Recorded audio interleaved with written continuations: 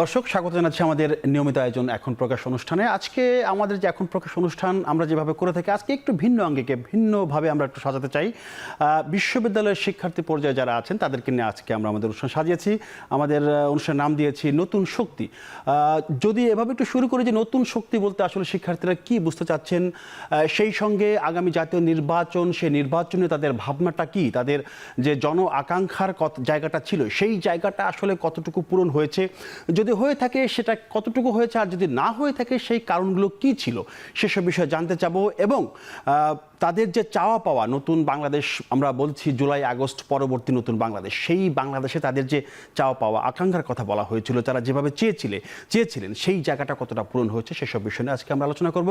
গোটা আয়োজন জুড়ে আপনাদের সাথে আছি আমি মোস্তফা কামাল স্বপন, এবং আমার সাথে স্টুডিওতে রয়েছেন চারজন শিক্ষার্থী। ঢাকা বিশ্ববিদ্যালয়ের দুই শিক্ষার্থী আছেন তাশাহুদ আহমেদ রাফিম, সেই সঙ্গে আছেন মার্জিয়া জাহান মমো, এবং ইউনিভার্সিটি অফ লিবারেল আর্টসের দুই শিক্ষার্থী মাইনুল ইসলাম মিরাজ, ওসামা জাইন। চারজনকে স্বাগত জানাচ্ছি। আচ্ছা, শুরুতে আমি যেতে চাই একটু রাফিম আপনার কাছে, সেটি হচ্ছে যে মানে প্রশ্ন করার স্বার্থেই আপনার বয়সটা আমি জানতে চাচ্ছি। আপনার বয়স এখন কত? জি 23 বছর। 23 বছর বয়স। আপনি কি জাতীয় বা স্থানীয় সরকার নির্বাচনে ভোট দিয়েছেন কিনা? জি না, সুযোগ পেয়েছিলাম 18 বছর বয়সে। আমি জানতে চাচ্ছিলাম আপনি ভোট দিয়েছেন কিনা। আপনি ভোট দেননি, মানে ভোট না দেওয়ার কারণটা কি? কেন আগ্রহ পেলেন না, কেন ভোট দিতে গেলেন না? আপনি তো ভোটার হয়েছিলেন, ভোটার আপনার নাগরিক অধিকার। জি ধন্যবাদ। আপনি যদি সেই সময়টার কথা চিন্তা করেন, তখন নির্বাচনের ঠিক আগে আমাদের জুলাই মাসে, এবং ওই সময়টা কেন্দ্র করে নিরাপদ সড়ক আন্দোলন এবং একই সাথে কোটা সংস্কার আন্দোলনেরও একটা প্রেক্ষাপট তৈরি হয়েছিল। এবং সে সময় আসলে হেলমেট বাহিনী, ছাত্রলীগ, তারা যেমন ইস্ট ওয়েস্টের সামনে আমার মনে পড়ে সেদিন হচ্ছে একটা দিন তারা হামলা করেছিল নিরাপদ সড়ক আন্দোলনের সময়ে। এবং এই কোটা সংস্কার আন্দোলনের ক্ষেত্রেও আসলে এরকম হচ্ছে দমন পীড়ন করে আসলে দাবি, তরুণদের দাবিগুলোকে সবসময় হচ্ছে আটকে রাখার চেষ্টা করা হয়েছে, বাধা দেওয়ার চেষ্টা করা হয়েছে। তো সেই সময় তরুণদের মধ্যে আস্তে আস্তে রাজনীতির একটা ভীতি তৈরি হয়েছে। এবং আমিও যদি নিজের কথা বলি, রাজনীতির একটা ভীতি অবশ্যই ছিল, এবং এটা আমি আশপাশের মানুষের ক্ষেত্রেও দেখেছি। বিশ্ববিদ্যালয়ে আসার আগ পর্যন্ত, আমি তখন কলেজে ছিলাম, বিশ্ববিদ্যালয়ে আসার আগ পর্যন্ত আমি আসলে ওই মানে একটা সাহসটা পাইনি। হ্যাঁ, তবে একটা ইচ্ছা ছিল রাজনীতি করার, বা একটা মানে এই জিনিস নিয়ে আরো জানার। তো যেটা হয়েছে যে সেই সময় সেই যে গভর্নমেন্ট ছিল সেই গভর্নমেন্ট হচ্ছে বিভিন্ন গিমিক তৈরি করতো। যেমন একটা আমাদের নির্বাচন হবে, তাদের নির্বাচনের জন্য তারা হচ্ছে ডিজিটাল বাংলাদেশ, এরকম বিভিন্ন ধরনের গিমিক তৈরি করে রাখতো, মনে করেছে যে এগুলো হয়তো তরুণদের আকর্ষণ করাতে পারবে। কিন্তু আসলে যখন বারবার হচ্ছে এই ধরনের দমন পীড়নের একটা শিকার হতে হয় তরুণরা স্বাভাবিকভাবেই আসলে আগ্রহ হারিয়ে ফেলবে, এটাই স্বাভাবিক। এবং এই আগ্রহটা কিন্তু খুব একদম ওই সময় থেকে হারিয়েছে তা না, আস্তে আস্তে এটা হারিয়েছে। আমরা এই যে 1/11-এর পরে আমরা দেখেছি যে আসলে একটা আশা ভরসা নিয়ে তাদেরকে ক্ষমতায় বসানো হয়েছিল, কিন্তু তারা ধীরে ধীরে জনমানুষের ভোটাধিকার কেড়ে নিয়েছে, এবং তরুণরাও আসলে আস্তে আস্তে সেখান থেকে আপনারা হতাশ হয়ে পড়েছিলেন যে আপনারা ভোট দিতে পারছেন না, ভোট দিলেও যা না দিলেও বড় হতাশার চেয়ে বড় কিছু হচ্ছে যারা ভোট দিত তাদেরকে জানি একটু কেমন মনে হতো যে তারা কেন ভোট দিচ্ছে, ভোট দিয়ে আমার লাভ কি, আমি ভোট দিয়ে তো আমার ভোটটা, যে অনেক কথা ছিল যে মৃত মানুষেরও ভোট হয়ে যাচ্ছে। তো এই ধরনের কথা যখন আমরা শুনতে পাই তখন স্বাভাবিকভাবে আমি একটা দিন ছুটি পাচ্ছি, আমি কেন যাবো ভোট দিতে? গণমানুষ তো এভাবেই চিন্তা করে যে আমি কষ্ট করে যাব, গিয়ে আমার লাভটা কি ভোটটা দিতে। আচ্ছা, আসবে আপনার কাছে। আমি একটু যেতে চাই মাইনুল ইসলাম মিরাজ আপনার কাছে, যেটা বললো আর কি রাফিম, যে রাজনীতির একটা ভীতি ছিল, মানে রাজনীতির প্রতি তরুণদের ভীতি তৈরি হয়ে গেছিল। এটা তো একদিনে তৈরি হওয়ার কথা না, নিশ্চয়ই দীর্ঘদিন ধরে আপনারা একটা ভীতির মধ্যে ছিলেন। সে বিষয়ে আপনি আসলেই ভীতি ছিল কিনা এইটা একটু পরিষ্কার করবেন। আর ভোট দিয়ে আমার লাভ কি? আসলে ভোট তো আমার অধিকার, কিন্তু লাভের জায়গাটা যখন আসছে, ভোট দিয়ে লাভবান হচ্ছেন না, ওই জায়গাটা আপনি একমত কিনা একটু পরিষ্কার করবেন। ভোট দিয়ে লাভবান না হওয়ার জায়গাটা তো অবশ্যই একমত, কারণ আমরা আমার 24-এর নির্বাচনে ভোট দেওয়ার সুযোগ হয়েছিল 24-এর জানুয়ারিতে, কিন্তু আমি ভোটটা প্রত্যাখ্যান করেছি, আমি ভোট দিতে যাইনি। আপনিও ভোট দেননি? হ্যাঁ, এবং এটার কারণ 14 এবং 18 নির্বাচন মোটামুটি আমার বুঝ হওয়ার পরে হওয়া।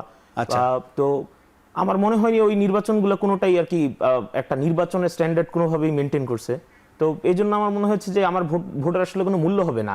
আর মতামত দেওয়ার যে বিষয়টা, যে মতামতের যদি মূল্য না থাকে তাহলে তো সেখানে যাওয়ার প্রশ্নই আসে না। বা আপনি আমার এখানে মতামতের মূল্য দিচ্ছেন বলেই আজকে আপনার অনুষ্ঠানে আমার আসা। তো আমার মতামতের মূল্য না থাকলে অবশ্যই আমি এখানে আসতাম না।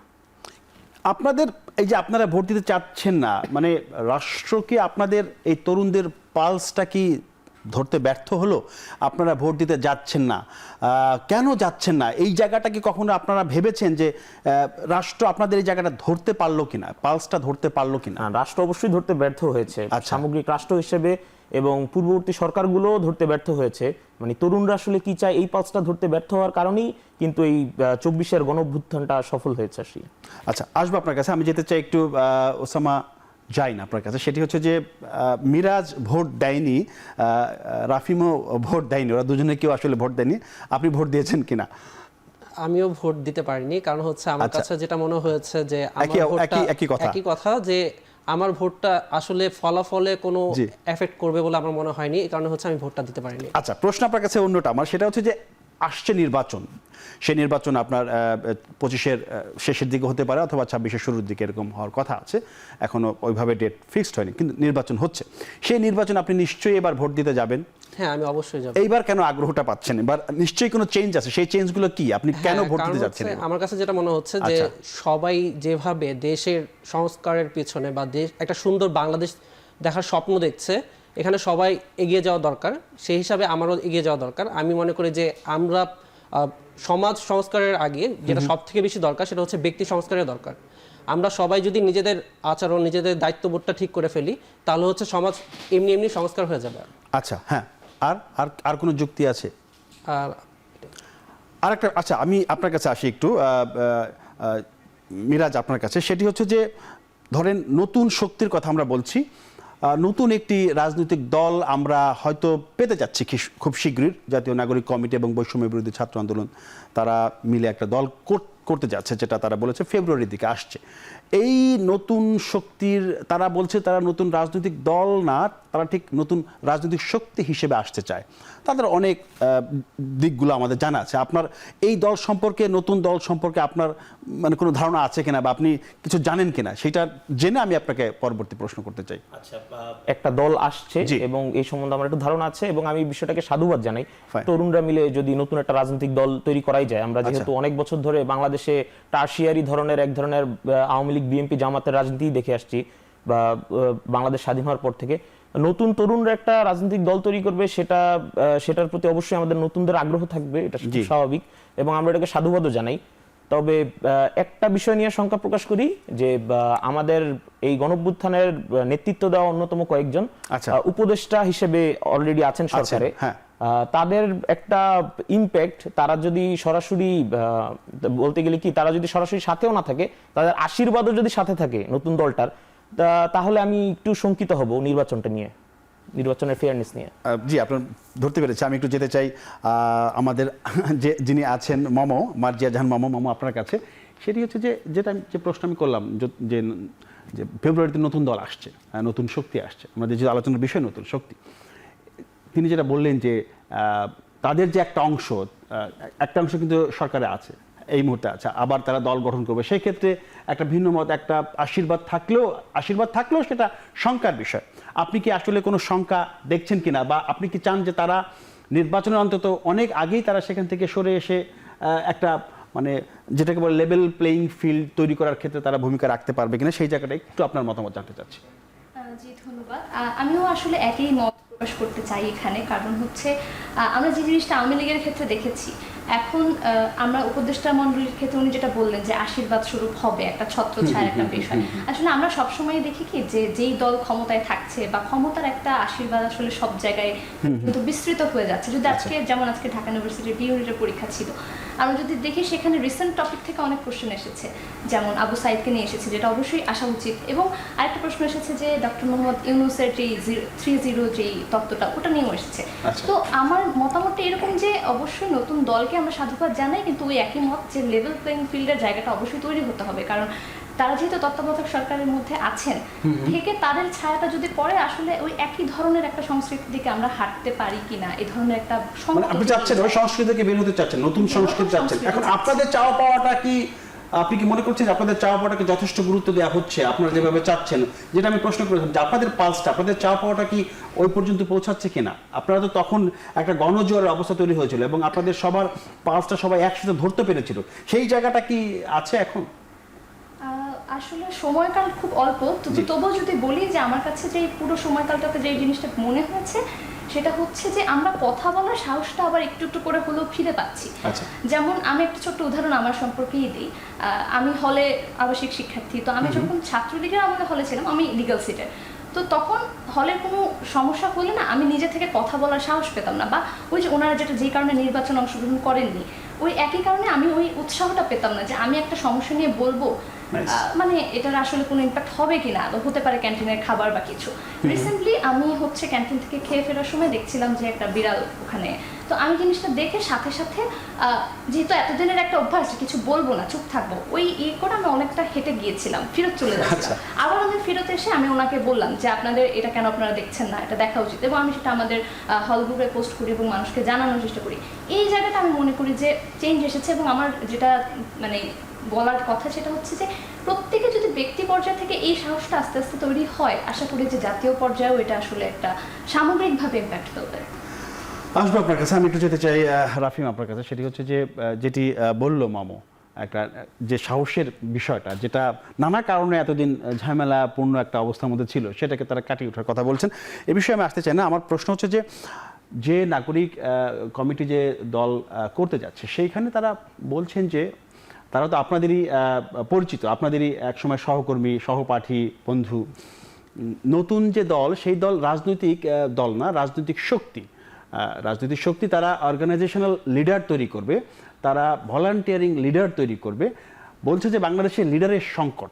হ্যাঁ, তাহলে সেই লিডার, এই জায়গাটা আপনি আসলে একমত কিনা, বা আপনি এবং তার ক্ষমতার রাজনীতি ওই দিকে না, তারা লিডারশিপ তৈরি করতে চাচ্ছে বাংলাদেশে, যে সংকটটা, বাংলাদেশে কি আসলে লিডারশিপের সংকট আছে? যদি থেকে থাকে তাহলে কোন জায়গায় আছে? আমার মনে হয় যে এখানে সংকটের চেয়ে বড় বিষয় হচ্ছে সংস্কৃতি। আচ্ছা, আমার যদি আজকে আমরা যে কটাক্ষ করি আমাদের জেনারেশন বুমার বলে, বা জেনজি থেকে যারা একটু এইজড তাদেরকে, তারা যে সংস্কৃতিতে বড় হয়েছে, সেই সংস্কৃতি যদি এখনো টিকে থাকে তাহলে আমরাও সিমিলারলি সেই দিকেই হাঁটবো। তো আলটিমেটলি যেখানে যে একজন লিডার তৈরি হওয়া, আমি যদি বলি যে গণ-অভ্যুত্থানের অনেক লিডার, যেটা 90-এর গণ-অভ্যুত্থান, সেখানে অনেক লিডার কিন্তু খুব অ্যাক্টিভলি রাজনীতি করেছেন এবং তারা পরবর্তীতে নেতাও হয়েছেন, বড় বড় নেতা। কিন্তু তারা কিন্তু মানে তাদের যেই রাজনৈতিক যেই মানে তারুণ্যের যেই উদ্দীপনাটা ছিল দেশের জন্য করার, এরকম অনেকের ক্ষেত্রে আসলে সেটা নষ্ট হয়ে গেছে একটা পর্যায়ে গিয়ে, যখন তারা এইজড হয়েছে। তাদের যে লিডারশিপটা অনেকটা স্বার্থের দিকে চলে গেছে।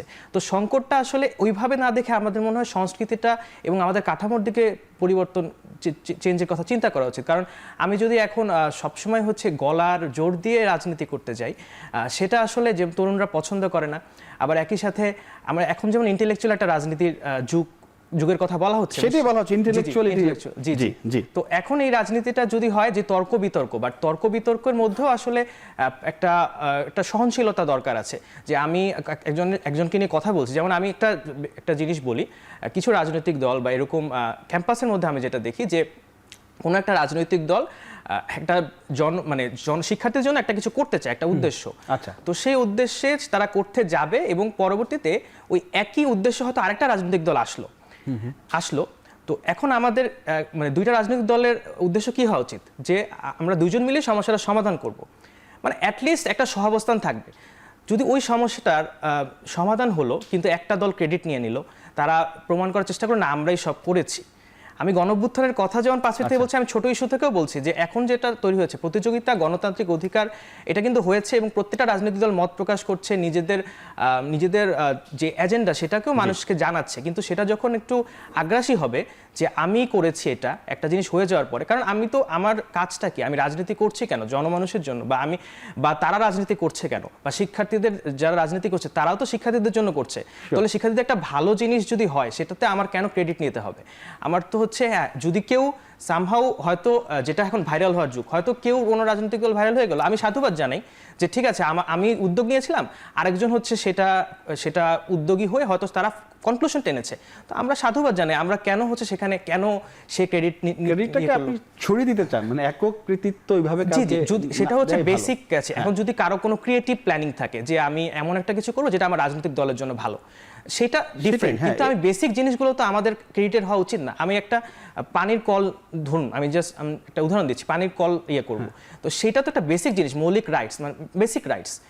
তো এই জিনিসটা বা ক্যাম্পাসে শব্দ দূষণ বন্ধ বা যেটাই বলি সবকিছুতে একটা বেসিক রাইটসে তো আসলে আমাদের উচিত যে আসলে সবাই সেটা সেই সহাবস্থান জায়গাটা এক জায়গায় এক হয়ে হওয়া উচিত। সুতাটা টাইট করে বেঁধে টাইট করে সেই বেঁধে। জায়গাটা বাস্তবায়ন করা দরকার। আমি একটা বিরতি নেব, বিরতির পরে এসে কথা বলবো। আমি একটু একটা প্রশ্ন রেখে যাই আপনার কাছে, মিরাজ আপনার কাছে, সেটা হচ্ছে যে আগামী যে নির্বাচন, সেই নির্বাচনে কি আপনি প্রার্থী হবেন? আপনি কি ইলেকশন করবেন? হ্যাঁ, এই উত্তরটাই নিবেন কি নিবেন না সেই বিষয়ে এসে বিরতির পরে এসে এই বিষয়ে আপনার কাছে আমি কথা বলতে চাই। দর্শক, এরপর যাকে বিরতি নিচ্ছি, ফিরছি শীঘ্রই, আশা করি সাথেই থাকবেন।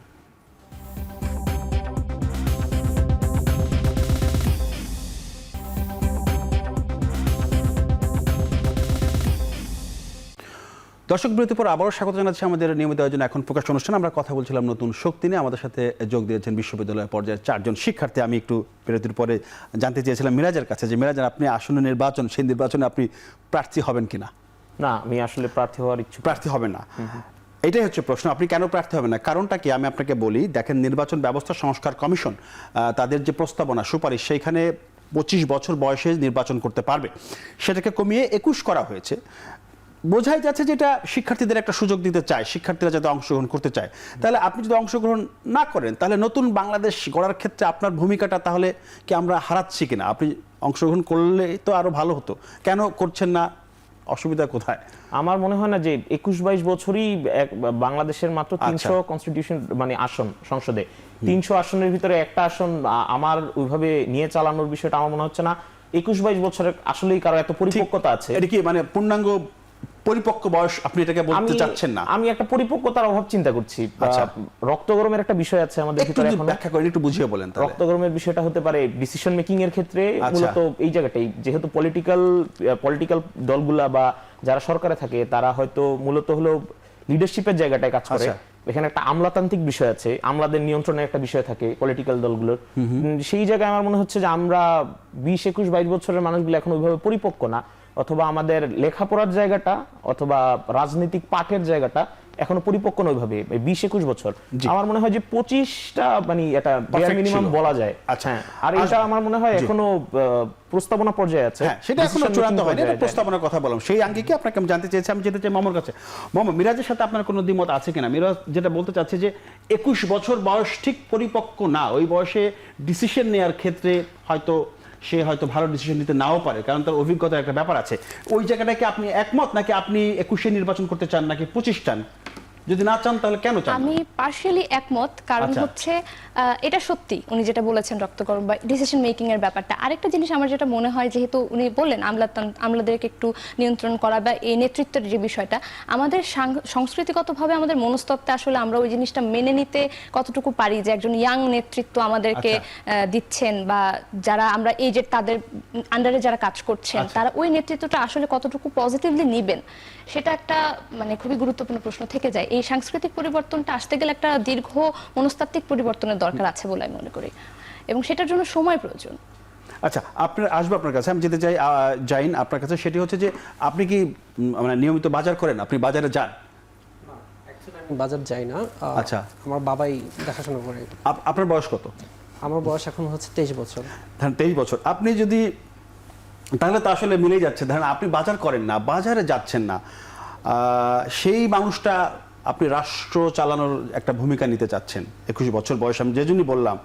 তো এই জায়গাটায় কি আপনি ওর সাথে একমত পোষণ করছেন?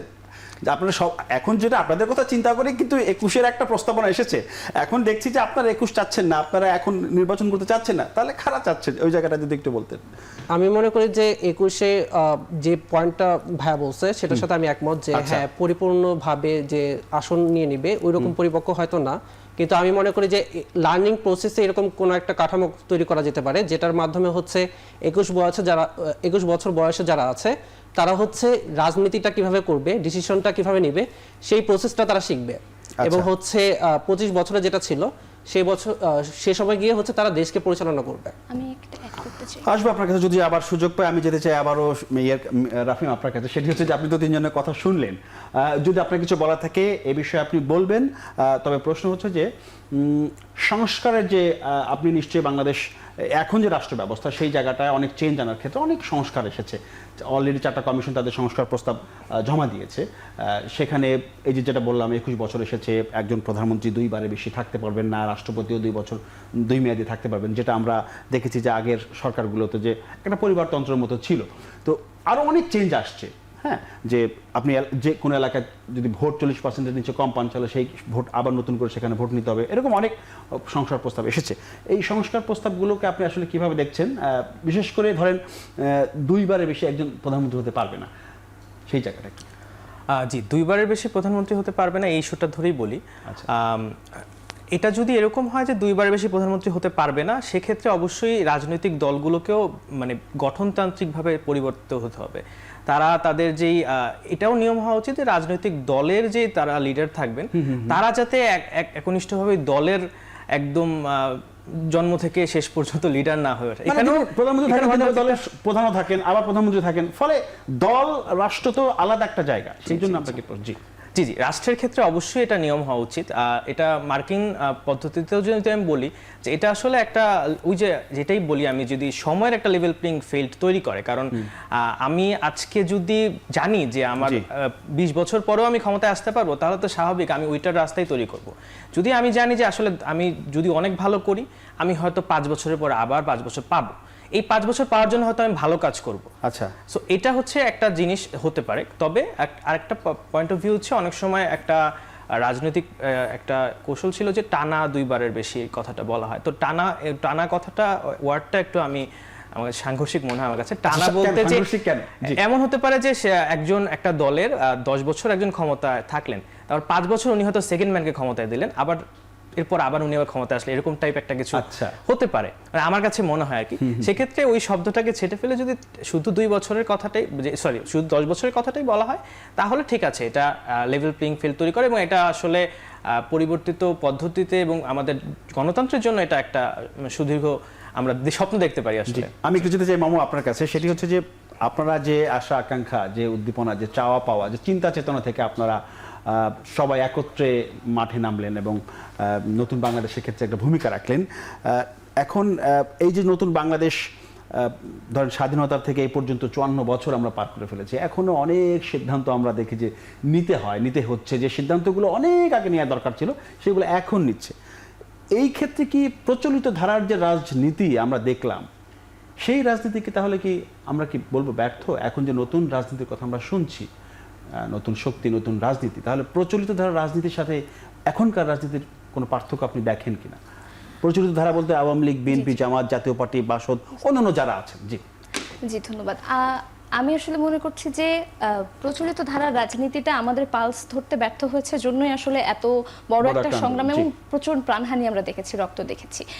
তো সেই ক্ষেত্রে আমি মনে করি যে অবশ্যই নতুন একটা নেতৃত্ব আসা খুব প্রয়োজন। আর এই যে আমরা যে দাবিগুলো নিয়ে গেছিলাম, এই আপনি যেটা বললেন আসলে এটা খুবই বেসিক একটা দাবি। মানে বৈষম্য কেন থাকবে, কোটা না মেধা, এই স্লোগানটা আসারই কথা না আসলে। কারণ খুবই স্বাভাবিক প্রক্রিয়ায় যেভাবে মানুষ সিলেক্টেড হয়, একটা জায়গায় যোগ্য হয়, সেভাবে যোগ্যতার বেসিসেই আসলে সবকিছু হওয়ার কথা ছিল। কিন্তু এত সাধারণ একটা দাবির জন্য আসলে আমাদের এতটা রক্ত দেখতে হবে, এটা কখনো আমরা ভাবি না। তো অবশ্যই নতুন একটা জিনিস দেখার দরকার আছে। আবার যদি আমরা বলি, যেমন এই আন্দোলনের ক্ষেত্রে আমরা দেখেছি যে র্যাপ সং অনেক এসেছে। তো এই যে ভাষার পরিবর্তন, এই যে জেনারেশনের পরিবর্তন, পালসের পরিবর্তন, এটা হয়তো আমাদের বাবা মার কাছে কখনোই র্যাপ বা এই ধরনের সঙ্গীত তারা শুনবেন না, কিন্তু আমাদের এটা অনেক ইম্প্যাক্ট ফেলেছে, যেটার কারণে ওনারা আসলে সাথে সাথে তারা কারাবন্দীও হয়েছেন। তো আমি মনে করি যে এই নতুন যে জিনিসগুলো আমাদের জেনারেশনের সাথে কানেকশনটা দরকার রাজনীতির, না হলে ওই আমরা যেই ছিলাম যে আমরা কথা বলবো না, রাজনীতি নিয়ে কথা বলবো না। আরও যদি আমরা দেখি যে সোশ্যাল মিডিয়া এগুলো নিয়ে খুব মজা করা হয়, যেমন একটা প্রচলিত ছিল যে কিছু বললেই ফুড পান্ডা ডেলিভারি চলে আসে, মানে ওই যে গুণের একটা বিষয় যে থাকে, এই ভয়টাকেও আমরা আসলে লাইটলি নিতে নিতে ওটা আমাদের আসলে মজ্জাগত হয়ে গেছে যে আমরা কিছু বললে আসলে কি দরকার ঝামেলায় জড়ানোর। তো এই জিনিসটা থেকে বের হওয়া প্রয়োজন, বের হয়ে আসার প্রয়োজন এবং নতুন সেই জায়গাটা তৈরি হওয়া প্রয়োজন। আচ্ছা, আপনার কাছে আসবো, আমি রুচিতে একটু জাইন আপনার কাছে, সেটি হচ্ছে যে এই যে জন আকাঙ্ক্ষার জায়গাটা আপনারা যে প্রশ্ন আমি করলাম, ওইখানে তো অনেক আপনার চাওয়া পাওয়া ছিল, আকাঙ্ক্ষার জায়গাটা কতটুকু পূরণ হয়েছে, যে জায়গাটা আপনি পূরণ হয়েছে কি পূরণ হলো, আর যে জায়গাটা চাওয়া পাওয়াটা পূরণ হয়নি সেখানে পূরণটা কেন হলো না, এরকম কিছু আপনার জানতে চাচ্ছি আপনার কাছে। আমি আবার বলবো যে আমরা যে বাক স্বাধীনতার জন্য যেটা বলা হয় সেই বাক স্বাধীনতাটা আমরা পেয়েছি কিছুটা। আচ্ছা, বাক স্বাধীনতা হ্যাঁ। পেয়েছেন। আচ্ছা, তারপর হচ্ছে আমাদের মিডিয়ার কথা যদি বলি, মিডিয়া হয়তো সত্য কথা জনসাধারণের জন্য যে কথা বলার সাহসটা সেটা ছিল না, সেটা অনেকটা চলে আসছে। পাওয়ার মধ্যে এগুলো হচ্ছে অনেক বড় পাওয়া যেগুলো আমরা পেয়েছি। তারপর হচ্ছে আইন ব্যবস্থার উপর যে ভরসা, যেটা একদমই ছিল না তখন, কিছুটা আস্তে আস্তে আসা শুরু হয়েছে। আমি বলবো না যে চলে আসছে, ওটার জন্য এখনো আমরা অপেক্ষা করতে হবে। বা হচ্ছে আমরা এখন সবার মধ্যে একটা আশা জাগ্রত হয়েছে যে আমরা একটা সোনার বাংলাদেশ পাবো, বাংলাদেশ একটা মানে সত্যিকার সোনার হ্যাঁ, বাংলাদেশ হ্যাঁ, আপনারা পেতে চাচ্ছেন? জি, পেতে চাচ্ছি আমরা। যে আকাঙ্ক্ষাটা ছিল, এখন আমাদের আকাঙ্ক্ষাটা রয়ে গেছে যে আমরা এটা পাবো, কিন্তু আমরা এখনো পাইনি। কারণ হচ্ছে এখনো মনে হয় যে কেন যেন কি যেন একটা মিসিং, কি যেন পাচ্ছি না। আচ্ছা, এই মিসিংটা কি আমরা মিরাজ আমাদের বলবেন কিনা? কোনো কিছু মিসিং, কোনো কিছু আমরা পাচ্ছি না। আমি একটু আপনাকে যদি বলি, ধরেন যে আমাদের শিক্ষার্থীরা অনেক বড় কাজ করেছে, দেশের গণতন্ত্রকে টেকসই করার জন্য তাদের যথেষ্ট তারা ভূমিকা পালন করেছে, তারা রক্ত দিয়েছে। এরপরে যেটা বললো যে মিসিং, আপনি কি বাজার, ওকে আমি জিজ্ঞাসা করেছিলাম ও বাজার করে কিনা, আপনি কি, আপনিও নিশ্চয়ই বাজার করেন বা আপনি নিশ্চয়ই বাজারে যান। আচ্ছা, আপনার কাছে কি মনে হলো বাজারের দাম নিয়ে অনেক ব্যাপক কথাবার্তা হচ্ছে, এই জায়গাটায় কি শিক্ষার্থীদের কোনো ভূমিকা ছিল, যে এই জায়গাটায় তারা কোনো ভূমিকা রাখতে পারে? আইন শৃঙ্খলা বা জিনিসপত্রের দাম নিয়ে অনেক অভিযোগ আছে আমাদের। যদি আকাঙ্ক্ষা পূরণের জায়গাটায় একটু সমালোচনা করি, সেই জায়গাটায় যে দ্রব্যমূল্যের দাম এবং আইন শৃঙ্খলার ব্যাপার নিয়ে অনেক অভিযোগ আছে। আমার মনে হয় যে না পাওয়ার জায়গাটা আমার কাছে অনেক, আমি না পাওয়ার জায়গাটা নিয়েই বলতে চাই। হ্যাঁ, এটা একটু জানতে চাচ্ছি। জি, না পাওয়ার যেমন জায়গা ধরেন এরকম একটা রক্তপাত দুষ্ট একটা গণঅভ্যুত্থানের পরে যে বিপ্লবী সরকার যদি বলি, এরকম একটা সরকার আসার পরে যদি আমার 150টার মতো আন্দোলন করতে হয়, আদিবাসীদের নিজেদের আন্দোলন করতে হয় নিজেদের অধিকারের জন্য, বিভিন্ন ধরনের আন্দোলন হয়েছে এই পর্যন্ত। চা শ্রমিকদেরও যদি এখনো আন্দোলন করতে হয় ন্যায্য মূল্যের জন্য, তারপর কৃষকদেরও যদি 3 টাকা একটা ফুলকপি উৎপাদনে খরচ যায়, সে 50 পয়সা করে একটা ফুলকপির পিছনে পায়, এই ধরনের আন্দোলন যদি করতে হয়, তাহলে আমার কাছে মনে হয় পাওয়ার থেকে না পাওয়া বেশি। মানে যেই বৈষম্য বিরোধী যেই চিন্তাটা থেকে জুলাইয়ের যে স্পিরিটটা ছিল, সেই স্পিরিটটা আমার মনে হয় ল্যাক করছে এই সরকারের কার্যকলাপে। মানে এই জন্য আপনি কাকে দায়ী করতে চান? মানে কার দিকে আঙুলটা তুলতে চান? আমি সরাসরি কাউকে দায়ী করতে চাই না, তবে সামগ্রিকভাবে পুরো সিস্টেমটা সেই পুরনো আমলাতান্ত্রিক সেই টারশিয়ারি চিন্তা ভাবনাতেই আটকে আছে আমার মনে হচ্ছে। কিছুটা পরিবর্তন আসছে, কিছুটা চিন্তাধারার জায়গায় কথা আসছে, ইন্টেলেকচুয়াল রাজনীতি যেটা বললেন সেই জায়গায় একটা ইনপুট আসছে। কিন্তু যে কৃষক শ্রমিক দিনমজুরের কথা যদি চিন্তা করি, তাহলে তাদের জায়গাটা কোনো পরিবর্তন আসে নাই। বুর্জোয়াদেরই মোটামুটি যা পরিবর্তন হওয়ার হচ্ছে বা হবে, কিন্তু বাংলাদেশের যে আপামর জনতা, বাংলাদেশের 18 কোটি মানুষের বেশিরভাগ মানুষই তো কৃষক শ্রমিক, তাদের জায়গাটা থেকে আসলে আমরা ওইরকম কোনো বেনিফিশিয়ারি কিছু দেখতে পাচ্ছি না। তাদের নিয়ে ভাবা হয়েছে কিনা এটা নিয়ে আমি চিন্তিত। আচ্ছা, আপনি কিছু বলতে চাচ্ছেন? জি, উনি যে কথাটা বললেন এর সাথে আমি একমত, এবং এটা নিয়ে আমি বলতে চাচ্ছি যে এই আমরা যে বিপ্লবী সরকারের কথা বললেন, এখানে আসলে এই অনেক গুরুত্বপূর্ণ বিষয় আছে যেগুলো আসলে পরিবর্তন হওয়া দরকার ছিল, সেগুলোতে ফোকাস করা খুবই জরুরি ছিল খুব অল্প সময়ের মধ্যে। যদি আমরা গাজীদের চিকিৎসার কথা বলি, বা অনেক এই ধরনের যে কর্মকাণ্ডগুলো যেগুলো পিছিয়ে পড়া যেই মানে শোষণ যেই জাতিগুলোর সাথে হয়েছে সেটা যদি বলি, সেগুলো নিয়ে আগে প্ল্যানিং করা প্রয়োজন ছিল। যেমন আমরা আরো কিছু ইস্যু যেটা হয়েছে, যেমন ধরেন যে জাতীয় সঙ্গীত পরিবর্তনের মতো ছোটখাটো কথা উঠেছে, টাকায় বঙ্গবন্ধু ছবি চেঞ্জ করানোর কথা উঠেছে, আবার রিসেন্টলি পুলিশের পোশাক চেঞ্জ করানোর কথা হচ্ছে। তো আমরা যদি দেখি এই সংস্কৃতিটা কিন্তু অনেকটা ওই মেট্রো রেল, পদ্মা সেতু উন্নয়ন, চেঞ্জ এই দিকে চলে যাচ্ছে। কিন্তু এই যে উনি যেটা বললেন, চা শ্রমিক, এত মানুষ সাফার করছে, এত মানুষ বৈষম্যের শিকার হচ্ছে, মূল যে মানুষের জীবনযাপনের যে উন্নয়নটা দরকার, সেই জায়গাগুলো নিয়ে আমার মনে হয় যে প্ল্যানিংটা আগে হওয়া উচিত ছিল, প্রায়োরিটিটা আরো বেশি হওয়া উচিত ছিল মানুষের ভালো, মানুষের উন্নয়ন নিয়ে। মানে আউটলুক বা এই যে জিনিসগুলো চকচকে, সেই জিনিসগুলো নিয়ে আমরা পরে ভাবলেও আসলে হতো, যদি আমরা চিন্তা করে দেখি এভাবে।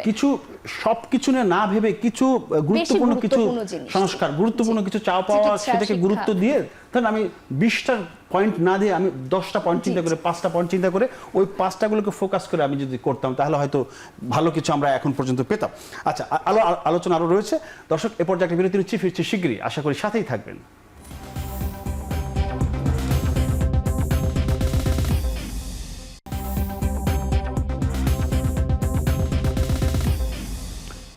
বিরতির পর আবারও স্বাগত জানাচ্ছি আমাদের নিয়মিত আয়োজন এখন প্রকাশ। আমরা কথা বলছিলাম নতুন শক্তি নিয়ে। আমাদের সাথে রয়েছেন ঢাকা বিশ্ববিদ্যালয় এবং ইউনিভার্সিটি অফ লিবারেল আর্টস বিশ্ববিদ্যালয়ের 4 জন শিক্ষার্থী। আমি এবার যেতে চাই আমাদের শিক্ষার্থী ওসামা জাইন আপনার কাছে।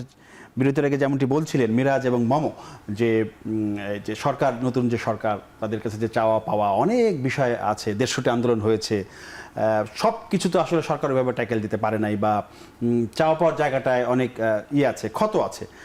যদি এই বিষয়ে আপনি বলবেন, যদি আমি সরকারের পক্ষ নিয়ে আপনাকে বলি যে ধরেন এই সরকারের বয়স তো 5-6 মাস, এখন 5-6 মাসে তো এত কিছু করা তাদের পক্ষে সম্ভব নয়। আবার 5-6 মাস আবার কম সময় না, অনেক কিছু করাও যেত। সেই জায়গাটা কি আপনি একমত? আসলে কতটা একমত, মানে করা যেত কি করা যেত না, কতটা করতে পারতো তারা চাইলে? আমার কাছে যেটা মনে হয় যে তত্ত্বাবধায়ক সরকার উনি যখন দায়িত্ব পান, ওনার সামনে অনেক চ্যালেঞ্জ থাকে। ওই চ্যালেঞ্জগুলোকে নিয়ে উনি যদি সবগুলো কাজ একবারে না করে স্পেসিফিক নির্দিষ্ট কিছু কাজ নিয়ে উনি কাজ করতো, তাহলে হয়তো উনি আরো ভালোভাবে কাজ করতে পারতেন। আপনার কাছে মনে হচ্ছে উনি অনেকগুলো কাজ নিয়ে বসেছে, মানে আপনি চাচ্ছেন যে এতগুলো কাজ নিয়ে একটা শর্ট লিস্ট করে সেই কাজগুলো দ্রুত করা যেত? মানে যে এত স্বল্প সময়ের মধ্যে যদি সবগুলো সমাধানের কাজ যদি আমি একবারে করতে যাই, সেই ক্ষেত্রে সেটা তো সম্ভব না। আমাকে যে ধরে নিতে হবে যে এই কয়েকটা কাজগুলোর সমাধান আমার আগে দরকার। ওইভাবে যদি সরকার কাজ করে তাহলে মনে হয় যে আরো ভালো কাজ করা যেতে পারতো। আপনি যদি ধরেন, আপনাকে আমি বললাম যে সরকার কোন কোন কাজগুলো আগে নেওয়া উচিত ছিল, আপনি মনে করেন যে এই কাজগুলো আগে নিলে ভালো কিছু হতো, সেটা? জনসাধারণের যে কাজগুলো, মানে দ্রব্যমূল্যের যে দামগুলা, ওগুলা আয়ত্তে আনার জন্য সরকার কাজ করেছে, কাজ করে যাচ্ছে। বাট এখনো আপনি নিজেই বললেন যে 150টা আন্দোলন, 150টা আন্দোলন হওয়ার কারণ কি? কারণ জনসাধারণের মধ্যে এখনো অনেক কমপ্লেন রয়ে গেছে, ওগুলোর সমাধান এখনো আসেনি। ওগুলা নিয়ে যদি সরকার আগে কাজ করতো বা ওগুলাকে স্পেসিফিক করে ওগুলা নিয়ে কাজ করা শুরু করতো, তাহলে মনে হয় আরো বেশি ভালো হতো। আমার কাছে মনে হয় সরকার ব্যবস্থা বা আমাদের উপদেষ্টা যারা আছেন বা ছাত্র রাজনীতি যারা এখন যারা ছাত্ররা আছেন, উপদেষ্টা, রাজনৈতিক দল, সবার মধ্যে কি মানে সম্পর্কের কোনো চির ধরলো? মানে এক ঐক্যের কথা, বারবার শুধু ঐক্যের কথা আসছে। এই ঐক্য তো আমরা জুলাই আগস্টে দেখেছিলাম, না বলতেই সব ঐক্য হয়ে গেছিল। এখন সেই ঐক্যে কেন চির ধরলো? যদি আপনি এটা একটু মিরাজ বলেন। ঐক্যর জায়গাটা মনে হয় তখন আমাদের একটা পয়েন্ট ছিল, 1 পয়েন্ট ডিমান্ড ছিল, এক দফা দাবি। আচ্ছা, সেই জায়গায় আমরা এক ছিলাম। এখন আমাদের ভিতর খুব স্বাভাবিকভাবে আমাদের যেহেতু পলিটিক্যাল আইডিওলজি গুলো আলাদা, বিভিন্ন দলের বিভিন্ন মানুষের, সেই জায়গা থেকে আমরা বিভাজনের রাজনীতিতে চলে গিয়েছি অলরেডি। আমার মনে হচ্ছে সবারই একটা নিজের পলিটিক্যাল এজেন্ডা, নিজের পলিটিক্যাল আইডিওলজির জায়গা থেকে সবাই নিজ নিজ দিক দেখে নিয়েছে। সেই জায়গা থেকে হয়তো আমরা এক ধরনের ব্যর্থতার দিকে যাচ্ছি। আচ্ছা, আসবো আপনার কাছে। আমি যেতে চাই রাফিম আপনার কাছে। সেটি হচ্ছে যে ধরেন রাজনীতির কথা আসলো, যে আপনি এর আগে বলেছিলেন যে সব বিষয়ে আসলে একমত হওয়া যাচ্ছে না, ইন্ডিভিজুয়াল মত আসছে, তারপরও কিছু ভালো কাজের স্বার্থে, কিছু ভালো মতের স্বার্থে একমত হওয়া উচিত, সমষ্টিগত একমত হওয়া উচিত। সেই জায়গা থেকে একটু বলবেন যে ধরেন আগে একটা সময় ক্লাসের ফার্স্ট বয় তারা রাজনীতি করতো, হ্যাঁ, সেটা স্কুল, কলেজ, ইউনিভার্সিটি লেভেলে সে ফার্স্ট বয়ে দেখতাম যে নানাভাবে রাজনৈতিক দলের সাথে তারা যুক্ত থাকতো, সামাজিক সাংস্কৃতিক অনেক কিছু তারা যুক্ত থাকতো। কিন্তু দিন দিন যেটা যাচ্ছে যে ফার্স্ট বয়রা এখন পলিটিক্স মানে রাজনীতিটা করে না। এখন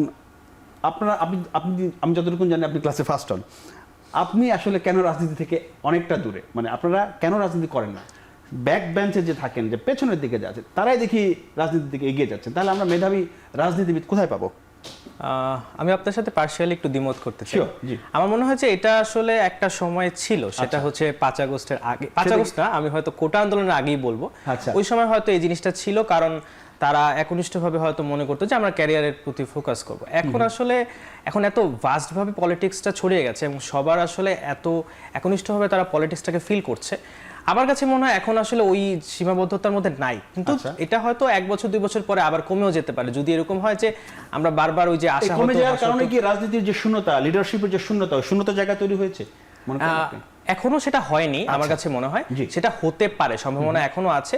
যদিও যে ঐক্যমতের কথা বললেন, আজকে যদি আমি যদি বারবার দেখি যে ক্ল্যাশ লাগছে, আমরা যে ঐক্যমতের জিনিসটা আসলে স্বপ্ন দেখি, যে আমরা একটা অন্য দেশের যদি পার্সপেক্টিভ চিন্তা করি, যে আসলে বিরোধী দলের একজন আর তিনিও যখন একজন ইলেকশন জিতে যান, তাকে শুভকামনা জানান বা জানান, এই জিনিসটা আমাদের মধ্যে কি আসলে আদৌ আমরা চেয়েছিলাম? আসলে বিপ্লব বলতে বল না, গণঅভ্যুত্থানের পরে যেটা আমরা চেয়েছিলাম, কিন্তু সেটা যদি এখন না হয়, আজকে যদি আমি বড় একটা রাজনৈতিক দল কিংবা একটা তরুণদের রাজনৈতিক দল, দুইটা দলের মধ্যেও কিন্তু ঐক্যমত্য হওয়ার প্রয়োজন আছে কিছু কিছু বিষয়ে।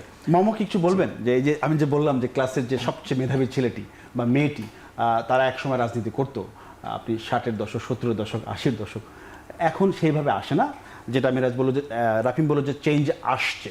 হ্যাঁ, সেই সাথে আপনি একটু বলবেন যে ওই সময়ের যে জেনারেশন 60, 70, 80, 90 দশকের জেনারেশন তারা যেভাবে ভাবতো বা ভেবেছে সেগুলো আমরা বই পুস্তক বিভিন্ন ইতিহাসে আমরা খুঁজে পাই। আপনারা নিশ্চয়ই কিছু ভাবছেন, আপনাদের ভাবনাটা হয়তো পরের প্রজন্ম, তারপরের প্রজন্ম জানতে পারবে, কিন্তু এখনই আপনাদের সেই ভাবনাটা একটু জানতে চাই যে আসলে আপনারা কি ভাবছেন। প্রথম প্রশ্নটার উত্তর আমি ওটার যদি জেদ দিই, ধরেই। সেটা হচ্ছে যে আপনি যেটা বললেন যে ওনারা যখন ফার্স্ট বয় ওনারা করতেন রাজনীতি, আচ্ছা। তো আমার মনে হয় যে এই যে রাজনীতি থেকে একটা হতাশা হয়তো জেনারেশন ওয়াইজ চলে এসেছে যে আচ্ছা। রাজনীতি করে একটা জিনিস এস্টাবলিশড হচ্ছে যে রাজনীতি করলে দুর্নীতি করতে হয় বা এই টাইপের কোনো একটা কথা, আবার হচ্ছে রাজনীতি করে যেই ভালো একটা লাইফস্টাইল বা যে সম্মানের জীবনযাপন সেটা বোধহয় জনমানুষের জায়গা থেকে ওই এক্সপেকটেশনটা হয়তো রিচ করছে না, যেই কারণে হয়তো তারা তাদের সন্তানদেরকে যখন গ্রুম আপ করছেন তারা হয়তো চাচ্ছেন না যে আমার ছেলেটা মেয়েটা রাজনীতিতে জড়াক। যেমন আমি যদি আমার কথা বলি, আমার বাবা মা আমাকে বলেই দিয়েছেন যে বিশ্ববিদ্যালয়ে কখনোই রাজনৈতিক কোনো কিছুতে যাবা না, কথা বলবা না। পড়াশোনা করবো আর চলে আসবো। হ্যাঁ, তো আচ্ছা, এই যে মানে গ্রুমিংটা আমার মনে হয় যে এভাবেই হয়েছে যে আমরা ভালো পড়াশোনা করা মানে আমরা একটা বেটার লাইফের জন্য দেশ ছেড়ে চলে যাব, এরকম টাইপের একটা মেন্টালিটি আসলে আমাদের চলে এসেছে, অনেকটা যেটা হয়েছে আমরা আমাদের, জি। এই আন্দোলনের সময় আমরা যেটা দেখেছি যে বিকল্প কে, আমি বিকল্প, এরকম একটা কথা উঠেছিল এবং তারপরে একটা হ্যাশট্যাগ খুব ভাইরাল হয়েছিল যে রিভার্স ব্রেইন ড্রেন। তো এই যে যারা চলে যাচ্ছে তারা যদি দেশে থাকতেন, এই বড় বড় মাথাগুলো বা ভালো যারা চিন্তা করতে পারছেন তারা যদি ফিরে আসতেন, তো তারা হয়তো অনেক ভালো কাজ করতে পারতেন, তাদের দেশকে দেওয়ার অনেক কিছু ছিল, কিন্তু তারা দিচ্ছেন না কেন?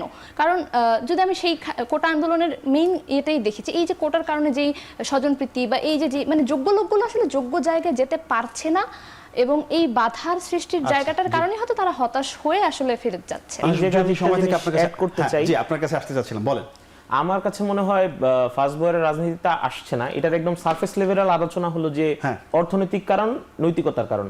আমরা যেই রাজনীতিটা দেখে আসছি গত কয়েক বছর ধরে, বিগত কয়েক বছর ধরে, ওখানে আমাদের নৈতিকতার এক ধরনের বিসর্জন দিয়েই রাজনীতি করতে হয়েছে, মানে যারা রাজনীতি করেছে সরাসরি নৈতিকতার এক ধরনের বিসর্জন দিয়ে রাজনীতি করার বিষয়টা। আর রাজনীতি আসলেই যে রাজনীতি করে সে তো অন্য কাজ করার সুযোগ নেই, তার আসলে পেটে ভাতে আর কি মরার অবস্থা হওয়ার কথা। তো ওখানেও নৈতিকতার আস্ফালন আমি করতে একটা হবে। দ্বিমত পোষণ করছি। জি আচ্ছা, আপনি দ্বিমত একটু শুনে আসি যদি সঠিক। আচ্ছা, দ্বিমতটা হচ্ছে উনি বললেন যে রাজনীতি করলে আর কিছু করা যাবে না। আমার মনে হয় যে রাজনীতিকে পেশা মনে করার সংস্কৃতি আসলে আমাদের এতকাল আসলে ডুবিয়ে রেখেছে। মানে আমি রাজনীতি করতেই পারি, বাট আমি যদি একেবারে সেন্ট্রালি আমি রাজনীতিই করি, আমার যদি অন্য পেশা না থাকে, মানে আমার মনে হয় মানুষের জন্মই হয়েছে কর্ম করে খাওয়ার জন্য। রাজনীতিটা হচ্ছে আমি জনমানুষের জন্য করছি, সেটা আমার একটা বোনাস যেটা আমি করছি, কিন্তু একই সাথে এটাই হচ্ছে। আপনি কিছু বলবেন কিনা মেরাজের উত্তর? জি রাজনীতি করার আচ্ছা। যেই জায়গাটা, সেটা আচ্ছা। আমার প্রধান জায়গা থেকে নেতৃত্ব দেওয়ার জায়গাটা। শুধু দলের সভাপতি, সাধারণ সম্পাদক হওয়া তো মূল উদ্দেশ্য না। আমি ইউএনও আমি একটা উপজেলা চেয়ারম্যান হতে চাই, আমি এমপি হতে চাই। বাংলাদেশের নিয়ম অনুযায়ী যে কোনো উপজেলা চেয়ারম্যান, মেম্বার বা যারাই হোক, কেউ হতে চায় না, সবাই সরকারি কর্মকর্তা কর্মচারী হতে চায়, কিন্তু এগুলো কেউ হতে চায় না কেন জানি, কিন্তু দিন শেষে আবার তারা ওখানেই আবার ফিরে যায়। ওখানে ফিরে যায়। তো আচ্ছা। ওই জায়গাটায় আমার মনে হয় যে ওখানে তো ওইখানে থাকার পরে তো তার আলাদা করে মানে অর্থনৈতিকভাবে স্কেল আপ করার সুযোগ নাই, যেটার কি মানে নিয়ম, তার নিয়ম বহির্ভূত হয়ে যাওয়ার কারণেই আমার মনে হয় যে নিয়ম বহির্ভূত হয়ে এগুলো করতে হয় দেখেই আমার মনে হয় ক্লাসের প্রথম বয়রা রাজনীতি বিমুখ হয়েছে। সমস্যা আচ্ছা, আমি একটা জিনিস অ্যাড করতে চাই। উনি মানে পুরো আলাপটা থেকে আমরা যেটা জানলাম যে রাজনীতি থেকে অর্থনৈতিক মানে যে গেইনটা এটা কম হতে পারে। তো আমার যেটা মনে হয় যে এই কারণে হয়তো ওই দুর্নীতিটা কিছুটা, মানে যে লোকটা রাজনীতি করছে তার কিন্তু অনেকটা সময় ওখানে চলে যাচ্ছে, সে আবার আরেকটা পেশাতে গেলে তার আসলে ব্যালেন্স করাটা খুব কঠিন। তার মানে হয় সে বিমুখ হয়ে যাবে, নয়তো সে দুর্নীতি করবে। তো আমরা যদি তাকে দুর্নীতিতে বাধ্য না করে ওপেনলি তার মানে একটা মানুষের সফিস্টিকেটেড লাইফ লিডের জন্য যে প্রয়োজনটা সেটা আমরা খুলে দেই, যদি যে এই আলোচনার জায়গাটা রাজনীতি মানেই ভলান্টিয়ারি না হোক বা জনমানুষের উন্নয়নের জন্য কাজ করা মানেই সেটা যদি সেটাই জাতীয় নাগরিক কমিটি সে না কথাই বলেছে যে ভলান্টিয়ারিং লিডারশিপ, অর্গানাইজেশনাল লিডারশিপ, এই সমস্ত লিডারশিপ তারা করতে। আপনার কাছে আর সুযোগ না, আমি যেতে চাই শেষ প্রশ্ন। জাহিন, আপনাকে একদম ছোট করে বলবেন যে এই বিষয়ে আপনার কোনো মত আছে না, যদি মত থাকে তাহলে বলবেন, আর যদি না থাকে তাহলে একটা প্রশ্ন, সেটা হচ্ছে যে আপনারা যখন আন্দোলন করেছেন সেই জায়গাটায় তো দেখেছি যে গ্রাফিতি যা করেছেন সেখানে নির্বাচন চান নাই, এখন সংস্কার কথা বলছেন, কিন্তু নির্বাচন নিয়ে সবাই ব্যতিব্যস্ত এখন। শেষ প্রশ্ন ছোট করে 30 সেকেন্ড।